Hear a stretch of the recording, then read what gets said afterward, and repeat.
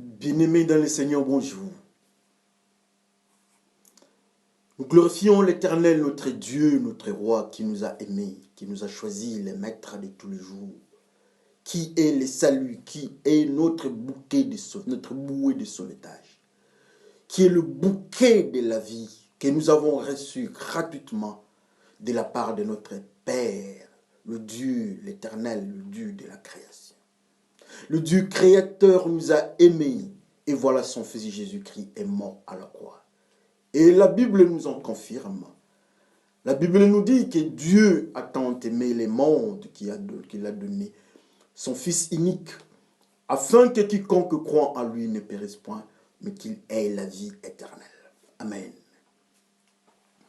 Alors aujourd'hui, par cette grâce toujours de notre Maître, nous nous laissons entre les mains du Saint-Esprit, que le Saint-Esprit nous parle pendant 40 minutes dans notre ministère de l'armée. Avant de continuer de faire un pas, nous nous laissons d'abord entre les mains du Seigneur. Prions le Seigneur. Le Dieu d'hier, le Dieu d'aujourd'hui, le Dieu d'éternité en éternité. Lui qui nous a crié. Lui qui nous a choisis, lui qui nous a aimés. Sa mort est notre guérison. Sa mort est notre déplacement. Nous quittons le monde des morts qui est Égypte pour Canaan, là où il a la vie. Tout cela par le mystère des Pâques autour de notre Seigneur Jésus-Christ. Père, nous te disons merci dans ce que tu as fait. Par le nom de Jésus-Christ, Père, nous te glorifions. Et nous disons Amen. Frères et sœurs, bonjour encore.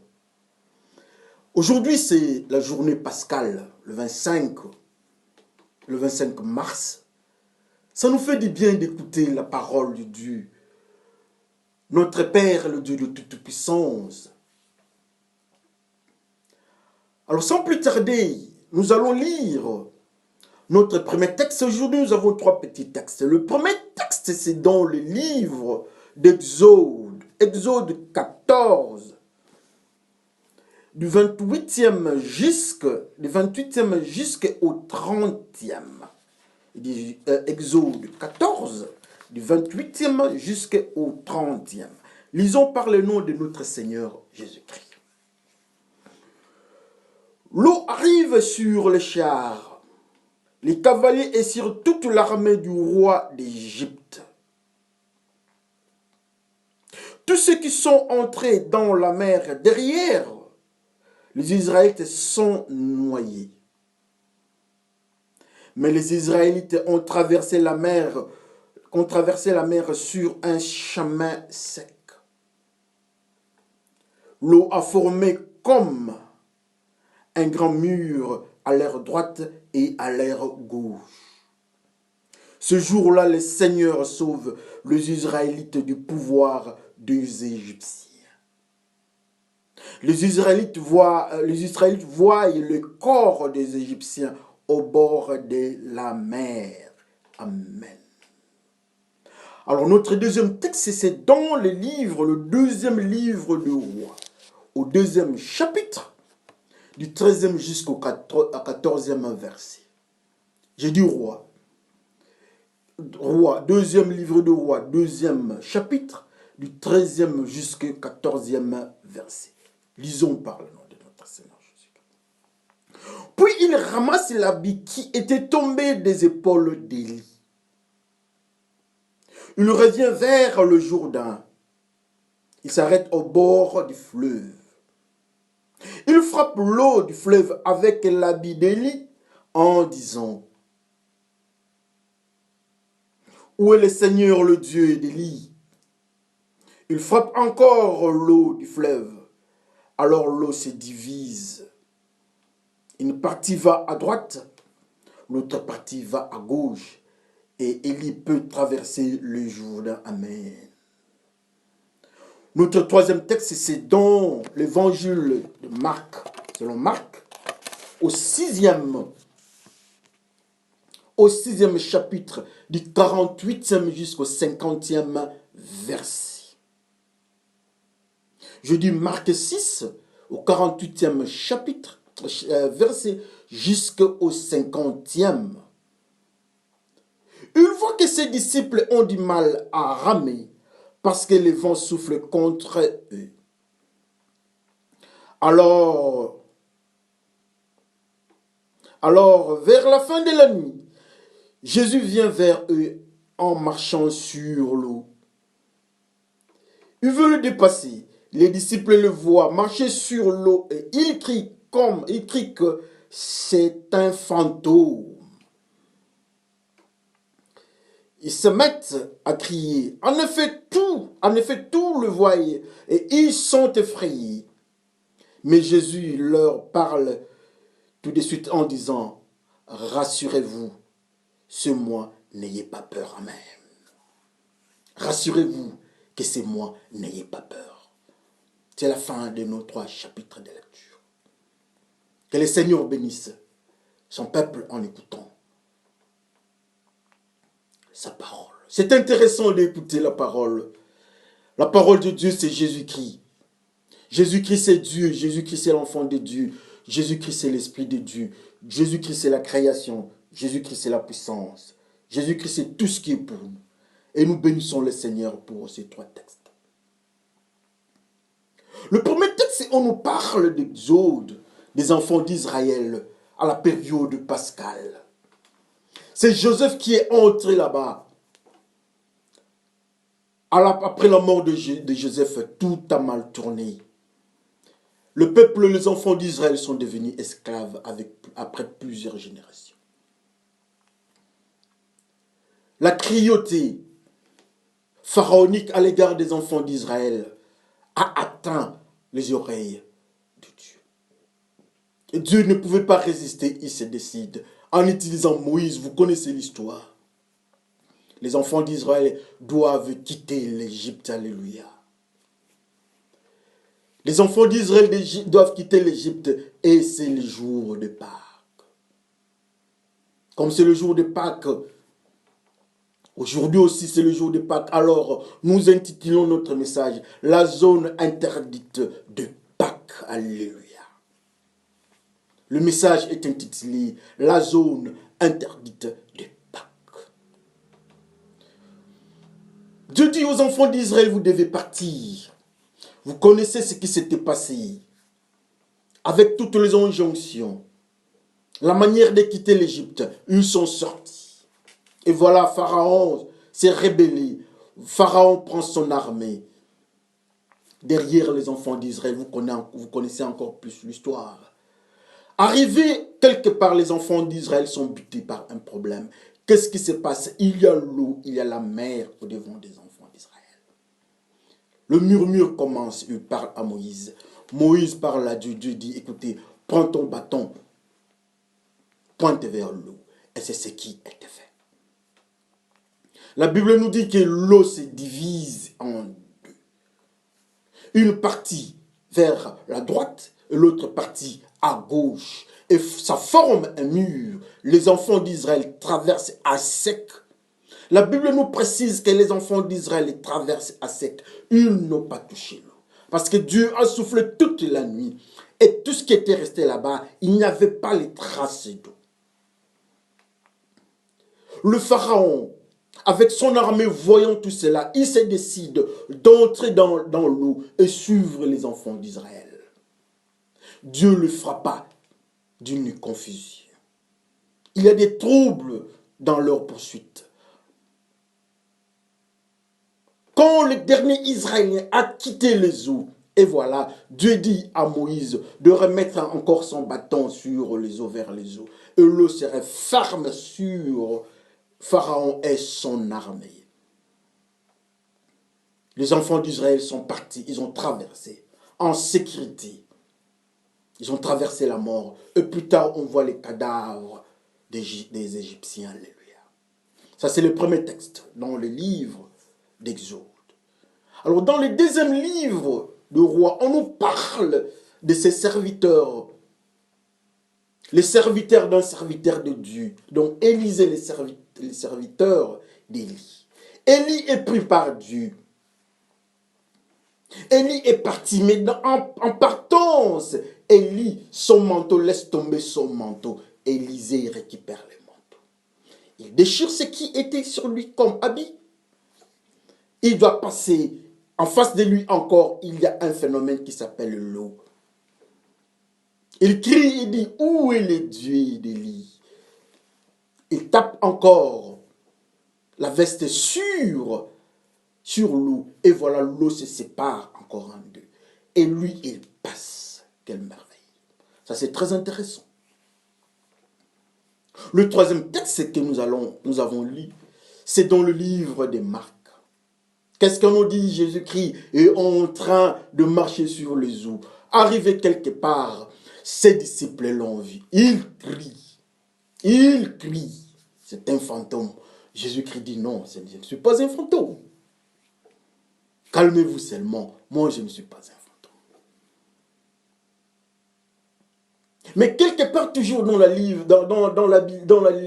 Bible, les livres, des évangiles, on ajoute encore que Pierre dit à Jésus-Christ, dit, si c'est vrai que c'est toi, laissez-moi venir auprès de toi. Jésus-Christ dit, viens. Il a marché sur les eaux comme son maître. Pas de contact avec l'eau. Il avance vers Jésus-Christ. Quelque part, je ne sais pas qu'est-ce qui s'était passé. La Bible nous dit que l'homme a douté. Et quand il a douté, il commence à se noyer. Et voilà Jésus-Christ. Il crie vers Jésus-Christ. Jésus-Christ les récupère des eaux. Alléluia. C'est ce que nous avons lu, les trois textes que nous venons de lire. C'est ce que la Bible nous a dit. Allons encore, demandons à Dieu encore de nous enseigner. Ce jour de Pâques, qu'est-ce que Dieu nous a gardé pour que nous soyons à mesure d'avoir la foi. Parce que la foi vient de ce qu'on entend, et ce qu'on entend vient de la parole de Dieu. Amen. Intitulé la zone interdite de Pâques. Qu'est-ce qui se passe au juste? Les enfants d'Israël doivent traverser. Au-devant d'eux, il y a l'eau. Qu'est-ce que Dieu dit? Il donne les ordres à son serviteur Moïse. Fais ça. Pointe ton bâton vers les eaux. Et voilà, l'eau se sépare. Le fleuve, la mer se sépare. Ça se divise en deux zones. Il y a la zone à droite et il y a la zone à gauche. Les enfants d'Israël traversent là-bas. Pourquoi Dieu veut à ce que les enfants d'Israël ne touchent pas cette eau-là? Quand nous rentrons encore dans le phénomène, les conditions de leur préparation de nourriture, Dieu dit que votre nourriture ne touche pas. Pourquoi Dieu refuse? Quand nous regardons le deuxième texte, nous remarquons que non, quand les serviteurs de Dieu étaient en face des eaux, il y a encore un autre phénomène. L'eau se sépare, il passe, il ne touche pas l'eau. Jésus-Christ même refuse de donner pas. Il refuse d'être en contact avec l'eau. Pourquoi ce phénomène? Intéressant. C'est que Dieu nous enseigne quelque chose. Alors, quel est le mystère que Dieu nous enseigne avec l'eau? Quelle est la zone interdite? La zone interdite, c'est l'eau. Mais pourquoi Dieu ne veut pas que nous soyons en contact avec l'eau? Pourquoi Jésus-Christ n'est pas en contact avec l'eau? Pourquoi Élisée n'est pas en contact avec l'eau? Ce sont des grandes questions. Alors pourquoi Dieu du ciel permet à ce que Pharaon se retrouve avec son armée dans les eaux, dans la mer? Pourquoi tout cela? C'est à nous de chercher encore. C'est à nous d'aller très loin dans la parole de Dieu et nous allons trouver ces phénomènes. Qu'est-ce que l'eau? D'habitude, nous parlons l'eau. Jésus-Christ est l'eau vive. Mais si dans ces paramètres-ci, Jésus-Christ était l'eau vive, assurément, Dieu aimerait que ces gens-ci, Pharaon et son armée, soient en contact avec l'eau vive. Jamais l'eau vive ne peut donner la mort. Mais on nous dit que Pharaon, en contact avec cette eau, il était dans la mort. Donc cette eau ici ne représente pas l'eau vive. Cette eau ici n'est pas Jésus-Christ. Amen. Alors qu'est-ce que l'eau ici en face? Dans le mystère de cette eau ici, si c'était une eau que nous pourrons boire et que ça nous fasse du bien, assurément Pharaon ne devait pas être tué par cette eau-là. Donc ce n'est pas une eau qui donne la vie, qui nous aide sur le plan biologique. C'est une eau qui donne la mort. Oui, c'est la mort qui représente. La mort est représentée par ces eaux-là. C'est intéressant. Nous entrons, les lecteurs de la Bible, entrons un peu, parlons dans le mystère de la parole de Dieu, dans le livre des révélations. Le serviteur de Dieu demande à l'ange. L'ange lui dit, est-ce que tu as compris ce que tu as vu, les eaux que tu as vues, tout ce que tu as vu, est-ce que tu comprends? Il dit non. Comment pourrais-je comprendre ça? Toi, explique-moi, maître. Il dit, oui, je vais t'expliquer. L'eau que tu as vue représente les tribus, les nations, les langues, le peuple, sous la domination de la méchanceté, sous la domination de la femme qui représente la méchanceté, sous la domination du diable. L'eau que tu as vue représente le peuple désobéissant. Intéressant. Est-ce que nous pouvons dire que c'est cette eau-là, la mer qui est en face, qui engloutit les enfants, l'armée de Pharaon, avec son peuple, avec son armée, est-ce que cette eau-là représente le peuple, le langue, le tribu, les nations désobéissant au devant de Dieu? C'est à nous de voir comment est-ce que Pharaon s'est comporté en face du Dieu d'Israël. Est-ce qu'il avait une fois reconnu ce Dieu-là comme étant le Dieu créateur? La Bible nous dit que Pharaon avait ses dieux. Il ignorait les dieux des enfants d'Israël. Donc, Pharaon et son armée doivent être sous la domination de la femme qui représentait la méchanceté. Dans leur zone d'action, c'était l'eau. Ils doivent se retrouver dans cette zone-là. C'est pour cela que Dieu dit, comme cette zone représente ceux qui sont dans la désobéissance, ceux qui sont sous l'impulsion du diable, les drogués, les alcooliques, adultères, fornicateurs, magiciens, sorciers, les impudiques, tout ce que nous pouvons comprendre comme étant péché. Tous ces gens se retrouvent dans cette zone-là de la mort. Ils sont sous la domination de l'ennemi. Ils sont sous la domination du diable. Alors les enfants d'Israël ne peuvent pas toucher cette zone. C'est une impureté. Comme nous avons, c'est à partir de là que nous avons puisé la zone interdite. La zone interdite, c'est cette zone qui est sous la domination de l'ennemi. Les enfants de Dieu ne peuvent pas aller dans cette zone-là. C'est une zone caractéristique de ceux qui sont sous le contrôle de l'ennemi. Cette zone-là, c'est pour le malin. Cette zone-là, c'est pour ceux qui tuent dans la drogue, ceux qui vendent les armes, ceux qui sont dans des décisions méchantes. Cette zone-là est propre à eux. C'est une zone des enfants sous la domination. C'est une zone des peuples sous la domination du diable. Cette zone-là. Alors quand les enfants d'Israël viennent, ils sont en contact. Ceux qui craignent Dieu, ils arrivent au devant de cette zone. Ils arrivent au devant de la méchanceté. Dieu dit, vous ne pouvez pas être en contact avec cette zone qui est présentée par l'eau. Et il faut séparer. On doit se débarrasser. L'eau doit quitter le devant des enfants d'Israël. Dieu nettoie leur passage. Il enlève la prostitution. Ils doivent aller à Canaan. La prostitution reste en Égypte. Le faux Dieu reste en Égypte. La drogue reste en Égypte. La sorcellerie, magie reste en Égypte. Cette zone-là des eaux doit quitter. Ils passent dans la pureté parce qu'ils sont purifiés par le sang de l'agneau. Souvenez-vous, à la porte, au niveau de leur porte. La Bible nous dit que Dieu a dit, prenez le sang et mettez sur leur porte. Quand l'ange de la mort va passer, l'ange verra les signes de sang sur leurs portes et l'ange de la mort ne va pas trouver, ne va pas toucher à leur vie. Or, dans les sangs, la Bible nous dit qu'il y a la vie. Donc, sur leurs portes, il y avait la vie qui est Jésus-Christ. Alors, quand l'ange vient, il trouve qu'ils sont protégés, ils sont marqués par le sang de l'agneau. L'ange passe outre. Ils sont protégés. Ils sont sous la protection de Dieu. Ils sont mis à part pour Dieu. Dans le même phénomène, ils sont venus au-devant des péchés.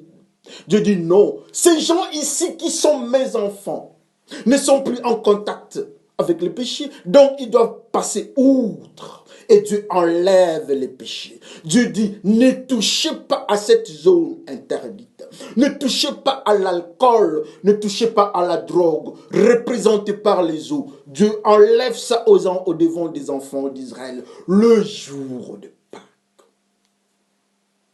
Le jour de Pâques, c'est lundi. Le jour de Pâques, c'est mardi. Le jour de Pâques, c'est mercredi. Le jour de Pâques, c'est jeudi. Le jour de Pâques, c'est vendredi. Le jour de Pâques, c'est samedi, dimanche et lundi. Ça continue. Et quand nous venons, Dieu nous dit, écoutez, au-devant de vous, il y a l'impureté qui s'appelle la zone interdite. Il y a le mystère des eaux au-devant de vous. Ne touchez pas. Dieu dit à Moïse, fais quelque chose pour que l'eau quitte. Alors Dieu, dans nos cœurs, il nous dit de faire quoi? Qu'est-ce qui doit quitter au-devant de nous pour que nous ne soyons pas impurs? Les enfants d'Israël refusent le Dieu d'Égypte. Le Dieu d'Égypte part avec les eaux. Les enfants d'Israël refusent le tuerie de l'Égypte. La mort part de l'autre côté. Mais quand Dieu nous parle, qu'est-ce qui nous quitte nous autres? Qu'est-ce que nous sommes entrés dans l'éveil de notre corps pour que nous restons purs? Qu'est-ce qui est d'impur au-devant de nous que nous devons enlever, comme Moïse a écarté l'eau au-devant des enfants d'Israël? C'est intéressant de voir ces phénomènes venir au-devant de nous. Et voilà encore plus loin, il y a cet homme qu'on appelle le Pharaon qui vient. Il se décide d'entrer toujours dans le même couloir. Pour les enfants d'Israël, c'était un couloir de pureté. Ils entrent, ils avancent. Ils partent très loin, ils continuent leur voyage. Pharaon entre aussi dans ce couloir de pureté des enfants d'Israël. Quel malheur, il se retrouve dans un phénomène contraire. Dieu dit, prends le bâton Moïse et remets les bâtons sur les eaux. Et voilà, l'eau engloutit les enfants, le Pharaon avec son armée. L'eau les engloutit. Mais pourquoi l'eau doit engloutir seulement Pharaon et son armée le jour de Pâques, pas les enfants d'Israël? La réponse est simple. L'identité spirituelle, l'eau reconnaît à ces gens-là. C'est une zone que eux, ils devaient être là. Dieu sait que non, les enfants d'Israël, leur place n'est pas là-bas, ils passent. L'eau ne bouge pas. L'eau reconnaît que les enfants d'Israël n'ont pas de contact avec lui. L'eau, avec elle, pardon, l'eau refuse aussi d'être en contact avec les enfants d'Israël. Mais quand ceux de Pharaon sont venus, avec Pharaon lui-même en tête, l'eau le reconnaît et ils sont en contact avec lui. L'eau reconnaît les pécheurs. L'eau qui est là représente le diable représente les pécheurs. Le diable vient vers Pharaon, dire bonjour à Pharaon avec son armée. Les enfants de l'Égypte, les enfants du Pharaon, les enfants de faux dieux sont là-bas sous l'eau. La Bible nous dit que les enfants d'Israël ont vu le corps des Égyptiens sans vie. Donc, ceux qui sont dans les eaux, dans la zone interdite pascale, ils sont là-bas, ils habitent là-bas, ils sont sans vie. Or, la vie, c'est Jésus-Christ. Donc, quand vous êtes dans le sou, quand vous êtes avec les diables, quand vous êtes dans une zone interdite par Dieu, vous êtes là-bas, vous êtes sans vie, vous êtes avec Jésus. Vous êtes sans Jésus-Christ. Mais quand les humains vous voient, peut-être ils vous disent que vous êtes avec Jésus-Christ. Mais l'eau dit que non, non, non, ces gens aussi sont miens. Je dois les récupérer. Les diables nous connaissent. Parce que le diable nous connaît dans ce que nous sommes en train de faire. Le monde du ténèbre nous connaît. Tout ce que nous faisons, nous sommes identifiables. Identifiés par les enfants d'Israël que c'était une zone interdite. La zone interdite identifie les enfants d'Israël qu'ils ne sont pas miens, ils doivent passer et quitter. Mais quand Pharaon est entré dans la zone qui était pure pour les enfants d'Israël, cette zone devient une zone impure pour Pharaon et le diable a le pouvoir d'agir sur eux. Comme référence, le idoles. Comme référence, la mauvaise traitance. Comme référence, ce que vous avez fait, vous avez rejeté le Dieu des enfants d'Israël. Comme vous avez rejeté les enfants d'Israël, vous avez rejeté leur Dieu. Leur Dieu, c'est la vie. Donc, à vous aussi, vous avez rejeté la vie. Donc, comme conséquence, les diables ne peuvent pas leur donner la vie. La vie, c'est Jésus-Christ. Ceux qui refusent Jésus-Christ sont dans les eaux. Le corps des enfants de l'Égypte, des Égyptiens, de l'armée de l'Égypte, on trouve ça au bord des eaux, au bord de la mer. Un corps, bien des corps sans vie, des corps sans Jésus-Christ. Ce corps-là habite où? S'habite l'eau, s'habite le péché, s'habite la mort, s'habite la zone interdite. C'est à nous de voir, nous sommes de quel côté. Dans le même couloir, les enfants d'Israël passent. Dans le même couloir, les Égyptiens ne passent pas. Alors la question est celle-ci. Sommes-nous Égyptiens ou bien enfants d'Israël? Si nous sommes enfants d'Israël, qu'on regarde. Soyons en mesure de regarder qu'est-ce qui avait caractérisé les enfants d'Israël. Si nous sommes de l'armée pharaonique, qu'on regarde ici, quelles sont les conséquences? Mais je vous informe, la Bible nous dit que ceux qui étaient engloutis par l'eau, on a retrouvé leur corps sans vie. Ou encore, ceux qui sont derrière Pharaon, ils sont sans Jésus-Christ qui est la vie. Que chacun choisisse son côté. Alors, dans les livres de rois, on nous dit qu'Élisée aussi s'est retrouvé au-devant des mêmes mystères. Élisée qui a reçu le manteau de pureté. Il prend ce manteau-là, il récupère les manteaux, il frappe. Il frappe l'eau du Jourdain. Le Jourdain se sépare.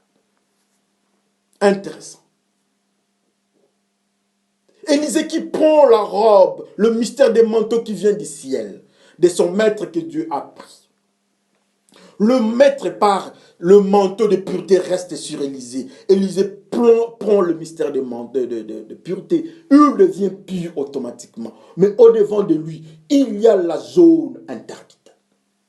Au-devant de l'homme de Dieu, il y a la femme nue. Au-devant de l'homme de Dieu, il y a la prostitution, il y a le divorce, il y a la mauvaise traitance des enfants, de je ne sais pas de qui. Il y a la drogue. Au-devant d'Élisée, Élisée dit non. Il présente la sainteté et toute cette zone-là quitte. Élisée passe. Élisée passe parce qu'il sait très bien que cette zone n'est pas une zone de Dieu. Il refuse de toucher ça. Et la zone reconnaît à Élisée la pureté. La preuve est que Élisée a récupéré la tenue qui venait du ciel. Il a récupéré la puissance, la protection de Dieu. Et voilà même la même puissance qui sépare les yeux. Mais toi, tu as quelle puissance? Élisée récupère le manteau de la pureté. Mais toi, tu récupères quoi? Et ça vient d'où? Les uns récupèrent les films pornographiques de téléphone. Les autres récupèrent, je ne sais pas, des grammes et des litres de poison. Le détournement des salaires. La méchanceté dans la vie politique. Le tribalisme.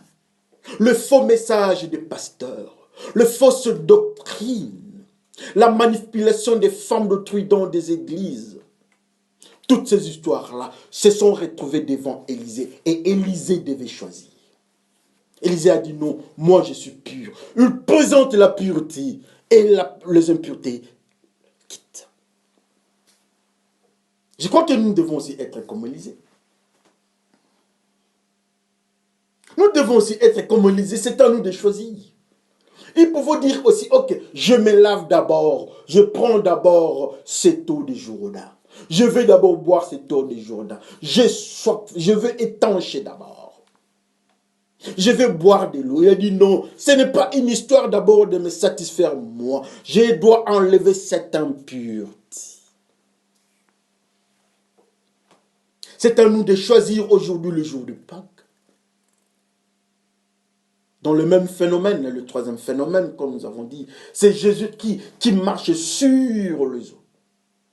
Il n'est pas en contact. Il ne touche pas les eaux. Il refuse de toucher les eaux. Le même mystère.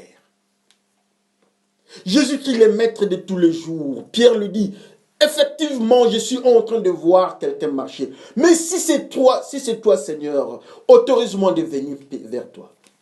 Jésus qui est maître de la pureté dit, ok Pierre, viens. Et voilà, Pierre quitte la zone qu'ils étaient ensemble. Il marche vers Jésus-Christ. Il ne touche pas. Il a obéi aux ordres du Seigneur. Il est devenu obéissant. Il est obéissant au Seigneur. Il n'est pas en contact avec le monde impur. Il marche au-dessus des eaux. Il est comme Jésus-Christ. Tous deux ne touchent pas les impuretés. Il obéit aux lois du Seigneur. Il obéit au commandement du Seigneur. Il marche au-dessus des eaux. Frères et sœurs, c'est intéressant. Pierre qui était menacé par les mêmes eaux, mais en obéissant à Jésus-Christ, les eaux ne peuvent plus toucher Pierre. Les eaux ne peuvent plus rien faire. Il marche. Pierre aussi refuse de toucher l'eau. L'eau aussi refuse de toucher Pierre. Il y a une séparation, comme la séparation avec Jésus-Christ. Mais c'est à nous de choisir. On obéit à Dieu ou bien on n'obéit pas. C'est à nous de décider. On prend le mystère des manteaux pour se séparer des eaux ou bien on reste dans le monde moderne. Pierre marche au-dessus des jours. Pierre est à l'image de Jésus-Christ. Pierre obéit au message du Seigneur. Mais alors nous obéissons à quel type de message? Qui est notre maître? Le jour de Pâques, le Seigneur est mort pour nous. Le jour de Pâques, c'est la naissance d'une nouvelle vie pour les enfants d'Israël qui quittent l'ancienne vie pour une nouvelle vie dans Canaan. Mais alors nous autres, pour ceux qui sont du diable, avec l'armée de Pharaon, le jour de Pâques, c'est le jour de la confirmation de leur identité dans la zone interdite des Pâques. Mais alors, nous sommes de quel côté? Pierre a choisi, il suit le Seigneur, il est dans la zone de pureté, dans la zone de la sécurité. C'est à nous de voir là où nous sommes, là où nous devons partir, dans les deux zones, la zone interdite, Pascal, et l'autre zone de pureté. Pierre obéit, mais la Bible nous dit que quelque chose s'est passé. Pierre a douté. Qu'est-ce qui s'était passé en lui? Je ne sais pas, il a douté. Il a douté à quoi? À la parole que le Seigneur lui a dit. Au moment qu'il a commencé à douter, et voilà, l'eau change de comportement. L'eau qui ne pouvait pas accepter Pierre, l'eau récupère Pierre. La Bible nous dit que Pierre commence à se noyer. Qu'est-ce qui tire Pierre vers la mort, vers les eaux, vers cette zone impure, vers cette zone, le monde, les nations, les tribus, sous l'autorité du diable, qui tire Pierre? Qu'est-ce qui fait que Pierre arrive là-bas? Le doute. Il doute à la parole de Dieu. Il doute à la puissance de Dieu. Et le diable les récupère. Et alors toi, tu doutes à quoi? À quel niveau le diable te récupère? Qu'est-ce que tu as fait? Comment est-ce que le diable t'a identifié? Dans quelle zone tu te retrouves? Dans la zone de Pierre dans l'obéissance ou bien dans la zone de Pierre en train de se noyer à cause des doutes? Que chacun regarde sa vie. La zone interdite de Pâques. Pierre, qui était dans le commandement de Dieu, au-dessus des eaux, Pierre se retrouve en train de se laisser noyer. Que chacun regarde sa vie. Qu'est-ce qui a causé ces facteurs?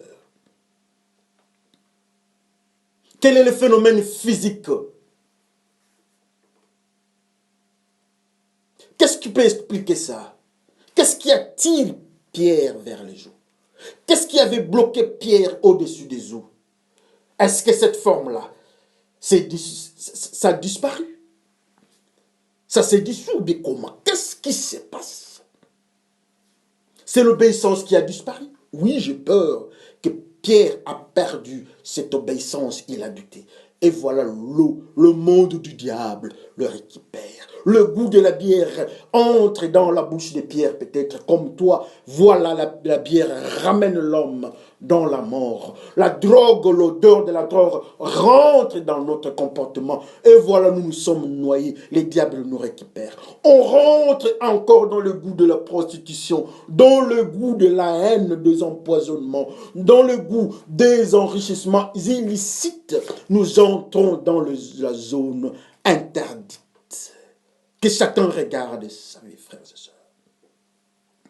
Mais le Seigneur d'amour, le Seigneur de toute puissance, le Seigneur qui a marqué les enfants d'Israël en Égypte au niveau de leurs portes, son nom c'est Jésus-Christ. Ce Seigneur-là récupère Pierre. Il y a la grâce qui est toujours là, qui regarde Pierre, la grâce et récupère Pierre. La grâce récupère Pierre, malgré que tu as désobéi. Pierre crie encore, Seigneur, souviens-toi de moi. Le Seigneur est là en train de voir Pierre couler.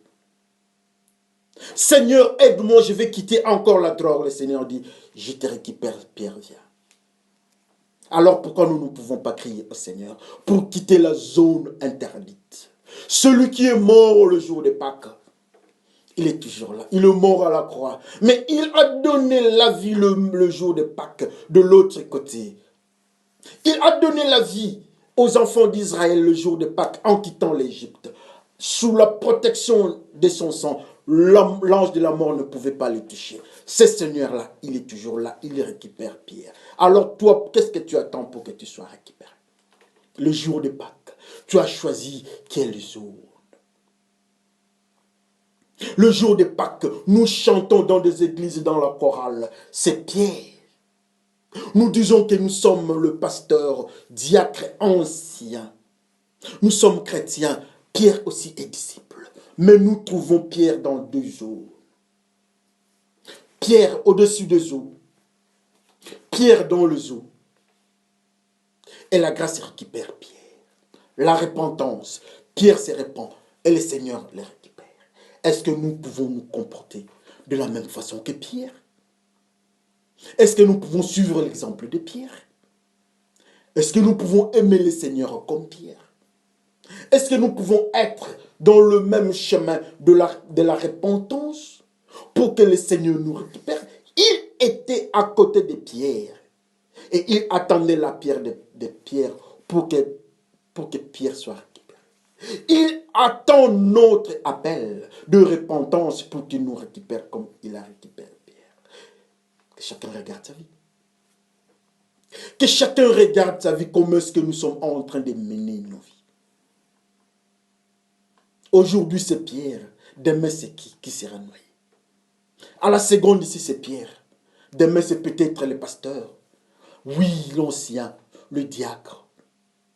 Mais ça, ce n'est pas un problème. Le Seigneur est là. Il veut nous récupérer. Le Seigneur veut nous récupérer des eaux. Qu'est-ce que nous sommes partis chercher dans la zone interdite? Qu'est-ce qui fait que nous soyons dans la zone interdite? La zone interdite de Pâques. Est-ce que nous sommes identifiés comme soldats de Pharaon? Est-ce que nous sommes identifiés comme Élisée avec le manteau de la pureté au devant de Jourdain? Ou bien nous sommes comme Pierre, Pierre qui marchait sur les eaux, ou bien Pierre qui est en train de se laisser noyer. Que chacun regarde sa vie et que le Seigneur bénisse son peuple. Laissons-nous dans la prière. Père de gloire, Père de bonheur, Père d'autorité. Je suis Pierre. Nous sommes Pierre en train de connaître la noyade. Nous venons au-devant de toi. Seigneur Jésus-Christ, pardonne. Nous sommes fauchés. Nous avons échoué. Nous avons douté. Nous avons perdu la foi. Nous avons perdu la confiance à ta parole. Nous demandons pardon. Je demande pardon pour mes frères. Et je crie au-devant de toi comme Pierre avait crié. Enlève-nous de cette zone. La zone des enfants du diable. La zone des diables. Comme tu as récupéré Pierre, nous avons foi que tu es mort à la croix pour nous le jour de Pâques. Nous avons foi qu'avec ce que tu as fait pour Pierre, tu peux faire ça pour nous. Nous avons foi que le jour de Pâques, tu as donné la vie aux enfants d'Israël en le marquant avec ton sang. Nous avons foi que le jour de Pâques, tu as récupéré les enfants d'Israël, ont traversé l'eau par la puissance de ta parole. Nous avons foi que tu nous récupères aussi. Si nous étions dans l'armée, si nous étions de l'armée pharaonique, Seigneur, aide-nous à quitter cette armée. Et nous savons que quand nous sommes dans le péché, nous sommes condamnés. Et comme nous sommes condamnés, la vie n'est pas avec nous. Nous sommes des corps sans vie. Merci Seigneur dans ce que tu nous dis. Par le nom de Jésus-Christ, Père, je te glorifie. Je te dis Amen. Que le Seigneur bénisse son peuple. Merci.